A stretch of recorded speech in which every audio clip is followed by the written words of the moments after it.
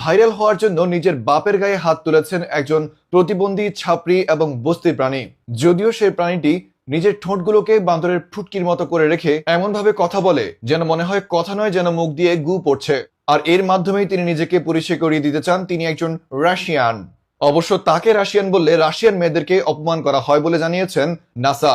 ধারণা করা যায় বছরের পর বছর ছোটখাটো জামা কাপড় পরে মুখটাকে বান্দরের ফুটকির মতো করে কথা বলে বলে নিজেকে আলোচনায় রাখতে চেয়েছিলেন, কিন্তু আফসোস বাঙালি জাতি তাকে টুটিওনি। আর তাই এবার ভাইরাল হওয়ার জন্য নিজের বাপের বয়সী একজন গরিব বৃদ্ধ লোকের গায়ে হাত তুলেছেন সেই তথাকথিত রাশিয়ান ছাপরি। তিনি নাকি আবার রাশিয়ান মডেল বলেও পরিচয় দিয়ে থাকেন। অবশ্য তাকে রাশিয়ান মডেল তো দূরে থাক, বস্তির মডেল হিসাবেও মানায় না।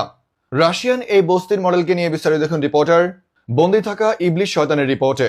আমার বাংলাদেশের সঙ্গে কোনো সম্পর্ক নেই। আপনার বাংলাদেশের সাথে কোনো সম্পর্ক না থাকুক, এটাই আমরা চাই। আল্লাহ দোহাই লাগে আপনি বাংলাদেশ থেকে বের হয়ে যান। একটা ব্যাপার খেয়াল করেছেন, মানুষ লাখ লাখ টাকা খরচ করে বাংলাদেশ থেকে রাশিয়া যায়, অথচ এই প্রাণীটি রাশিয়া থেকে বাংলাদেশে চলে এসেছে। তার মানে কোথাও না কোথাও একটা গাবলা ঠিকই আছে। এই প্রাণীটি হয়তো রাশিয়াতে উল্টোপাল্টা কোনো কাজ করেছে, তাই রাশিয়ার মানুষজন তাকে বের করে দিয়েছে।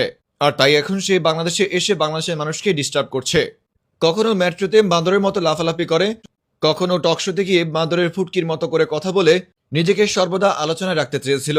ভেবেছিল বাংলাদেশে ভাইরাল হলেই তো টাকা, কিন্তু কোনোভাবে বাঙালি মানুষ তাকে টুটিও না। অতঃপর শেষমেশ এবারের রমজানে তিনি নিজেকে ভাইরাল করার জন্য একটা বৃদ্ধ লোকের সাথে ইচ্ছে করে সিন ক্রিয়েট করেছে। বাহ, এতেই কাজ হয়ে গেছে। এতদিন অর্ধ উলঙ্গ জামা কাপড় পরেও যেখানে ভাইরাল হতে পারেনি, সেখানে জাস্ট একটা কন্ট্রোভার্সির মাধ্যমে সে এখন ভাইরাল। মাঝে মাঝে তার কথা শুনলে মনে হয় সে ইচ্ছে করে এমন ভাবে কথা বলে যেন সে সারা জীবন ইংলিশে কথা বলে এসেছে, জীবনেও বাংলাতে কথা বলেনি।